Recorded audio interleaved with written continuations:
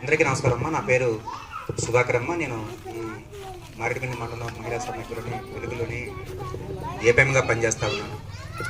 చాలా సంతోషం. ఇంత మారుమూల గ్రామం అయినప్పటికీ కూడా పాఠశాల అభివృద్ధి కోసం, పిల్లల యొక్క బాగోగుల కోసం మీరు అందరూ తల్లిదండ్రులు అందరూ కూడా భాగస్వామ్యం కావడం చాలా ఆనందదాయకం. అయితే కొద్దిగా వెలిది ఏంటంటే మహిళలు వచ్చారు తప్ప, మీతో పాటు తల్లులు వచ్చారు తప్ప తండ్రులు కూడా వచ్చినట్లయితే చాలా బాగుండేది. సరే, మరలా భవిష్యత్తులో జరిగేటువంటి అన్ని మీటింగ్లు కూడా తల్లి తండ్రి కూడా వచ్చినట్లయితే చాలా బాగుంటుంది.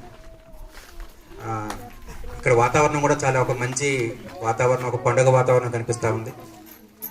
ఇవాళ మన పాఠశాలల అభివృద్ధి కోసం పాఠశాల స్థాయిలోనే, మీ గ్రామ స్థాయిలోనే ఒక కమిటీని ఏర్పాటు చేసుకోవడం, కొన్ని రకాల కమిటీలను ఏర్పాటు చేసుకొని రేపు రానున్న కాలంలో పిల్లల యొక్క చదువుల యొక్క పట్ల శ్రద్ధ వహించటం, అదేవిధంగా పాఠశాల అభివృద్ధి కోసం కూడా ఈ కమిటీలను ఏర్పాటు చేయడం జరిగింది.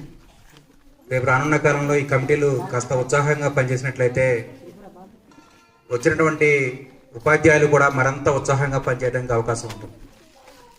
ఇప్పటికే చూసాము, మేడం గారు చాలా యాక్టివ్గా ఉన్నారు.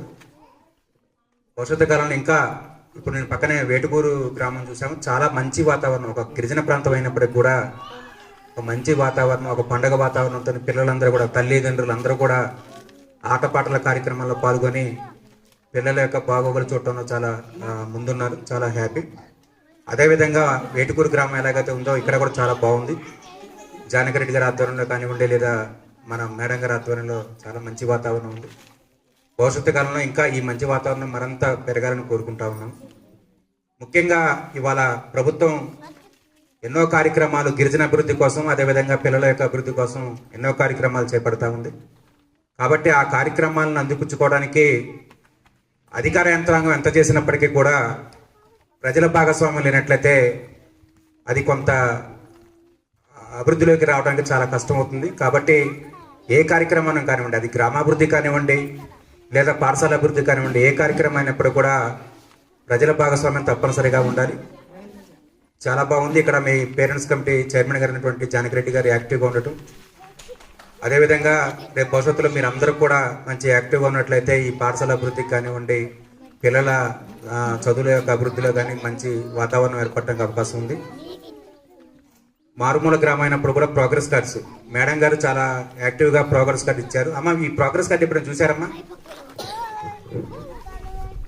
ఈ ప్రోగ్రెస్ కార్డు ఇప్పుడు చూసారమ్మా? పిల్లల తల్లిదండ్రులు ఎవరు ఉన్నారమ్మా? సరే, చూసుంటే వెరీ గుడ్. చూడకపోతే ఖచ్చితంగా చూడండి. కాస్త ఒకవేళ మీకు చదవటం రానట్లయితే మీ ఇంట్లో ఉన్నటువంటి చదువుకున్నటువంటి వాళ్ళు చేపించి దీంట్లో చాలా వివరాలు ఉన్నాయి. అసలు ఆ పిల్లవాడి యొక్క డెవలప్మెంట్ ఏ విధంగా ఉంది, పిల్లవాడు ఏ విధంగా చదువుతున్నాడు, ఈ విధంగా కొత్త కార్డులు కూడా ఇచ్చారు. కాబట్టి దయచేసి మీరు ఏమీ లేదు, ప్రతి 10 రోజులకు ఒకసారి మా పిల్లవాడు ఎలా చదువుతున్నాడని, మీరు స్కూల్కి రాకపోయినప్పటికి కూడా, లేకపోతే మీకు ఏమైనా అందుబాటులో మీరు లేకపోయినప్పటికి కూడా మీ యొక్క హెచ్ఎం గారి నంబర్ కానీ, లేదా మీ స్కూల్ టీచర్ గారి ఒక నంబర్ తీసుకొని మాట్లాడితే చాలు. మీ పిల్లవాడు ఎలా చదువుతున్నాడు, ఏ సబ్జెక్ట్లో తక్కువగా ఉన్నాడు, లేదా మా పిల్లవాడు స్కూల్కి రెగ్యులర్గా వస్తున్నాడా లేదా, మా పిల్లవాడి యొక్క ఆరోగ్య పరిస్థితి ఎలాగుంది, లేదా పిల్లవాడి యొక్క చదువు పరిస్థితి ఎలాగుందో ఒక్కసారి అడగండి. దానివల్ల ఏమవుతుందంటే మీ పిల్లవాడు ఎలా చదువుతున్నాడో మీకు తెలుస్తుంది. అదేవిధంగా ఆ పనిచేసినటువంటి ఉపాధ్యాయులు కూడా బాధ్యతగా పనిచేయడానికి అవకాశం ఉంటుంది. ఎందుకు? గ్రామస్తులు మమ్మల్ని ప్రశ్నిస్తున్నారు, మమ్మల్ని బాగోగులు, పిల్లల యొక్క బాగోగులు అడుగుతున్నారు. కాబట్టి ఇంకా బాధ్యతగా పనిచేయాలనే ఉత్సాహం కూడా ఉపాధ్యాయులకు ఉంటుంది. కాబట్టి దయచేసి మన గ్రామంలో ఉన్న వాళ్ళందరూ కూడా పేదవాళ్ళే అయినప్పటికీ కూడా కొంత సమయాన్ని మనం కష్టపడేది ఎవరి కోసం కష్టపడుతున్నాము? ఎవరి కోసం కష్టపడుతున్నామా?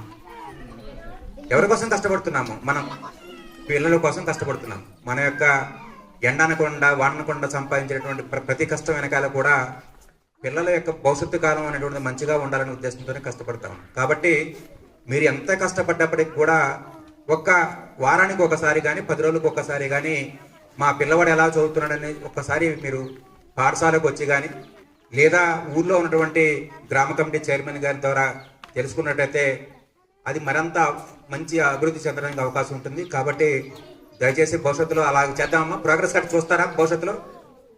దీంట్లో ఏం చూడాలి, మీ పిల్లవాడికి ఏమేమి మార్క్స్ వచ్చాయి, దీంట్లో ఏమేమి రాశారో ఒకసారి చూసి, ఒకవేళ మీకు అర్థం కాకపోతే చదువుకున్న వాళ్ళు ఎవరు ఉన్నట్లయితే చదువుకోండి, లేదా అదే టీచర్ గారి దగ్గర రండి. అమ్మ మా పిల్లవాడు ఎలా చదివాడు, ఏ తెలుగులో ఎన్ని మార్కులు వచ్చాయి, లెక్కల్లో ఎన్ని మార్కులు వచ్చాయి, సోషల్లో ఎన్ని మార్కులు వచ్చాయి, సైన్స్లో ఎన్ని మార్కులు వచ్చాయి, దాంట్లో ఏం చేయాలంటే కూడా ఒకసారి అడగండి. పిల్లవాడు ఒకవేళ ఆరోగ్యరీత్యా ఏమైనా ఇబ్బంది పడుతున్నాడా, లేదా మానసికంగా ఏమైనా ఇబ్బంది పడుతున్నాడా, లేదా ఇంకేమైనా రకాలుగా ఇబ్బంది పడుతున్నాడు, మీరు కూడా ఒకసారి పిల్లవాడి పైన శ్రద్ధ వహించినట్లయితే భవిష్యత్తు కాలంలో ఆ పిల్లవాడు మరింత ఉత్సాహంగా చదువుకోవడానికి అవకాశం ఉంటుంది.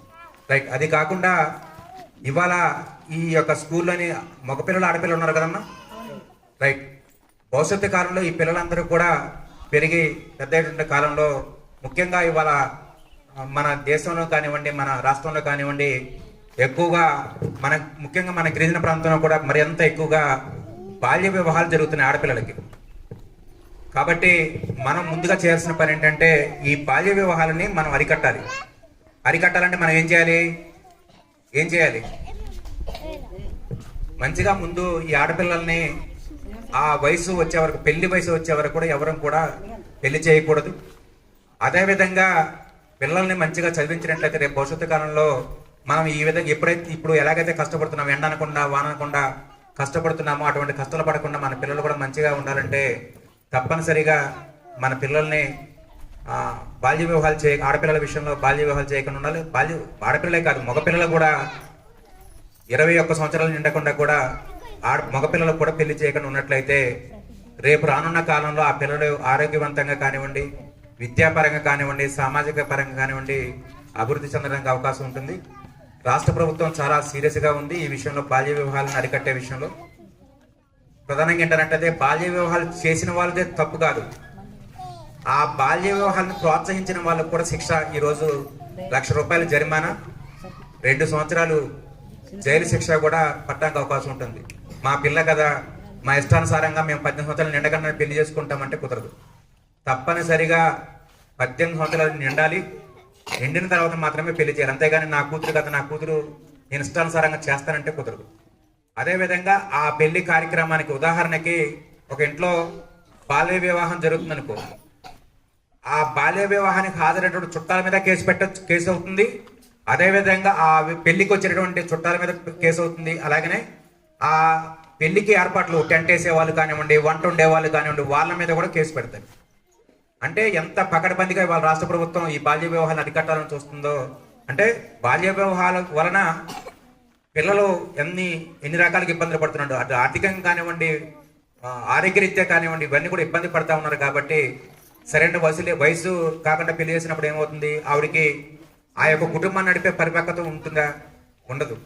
అదేవిధంగా ఆర్థికంగా నిలదొక్కునే అవకాశం ఉంటుందా? ఉండదు.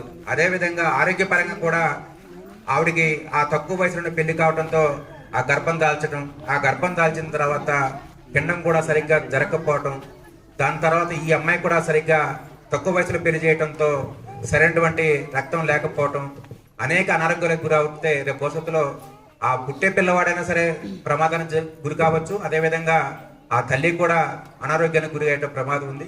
కాబట్టి దయచేసి ముందుగా తల్లిదండ్రిగా మనం బాధ్యత ఏంటన్నట్లయితే ఆడపిల్లల విషయంలో మాత్రం మరింత బాధ్యతగా ఉండి ఎట్టి పరిస్థితుల్లో బాల్య వివాహాలు చేయము అనేటువంటిది అయితే తప్పనిసరిగా అన్ని గ్రామాల్లో ఒక ప్రతిజ్ఞ రూపంలో కానివ్వండి, ఒక ఆశయం రూపంలో అందరూ ఉండాలని మనస్ఫూర్తిగా కోరుకుంటూ ఈ అవకాశం ఇచ్చినటువంటి స్కూల్ కమిటీ చైర్మన్ జానకిరెడ్డి గారికి, అదేవిధంగా ప్రిన్సిపల్ పాఠశాల హెచ్ఎం గారికి, అదేవిధంగా గ్రామ సభ్యులకు అందరికి కూడా పేరు పేరున ధన్యవాదాలు తెలియజేసుకుంటూ సెలవు తీసుకుంటా ఉన్నాను.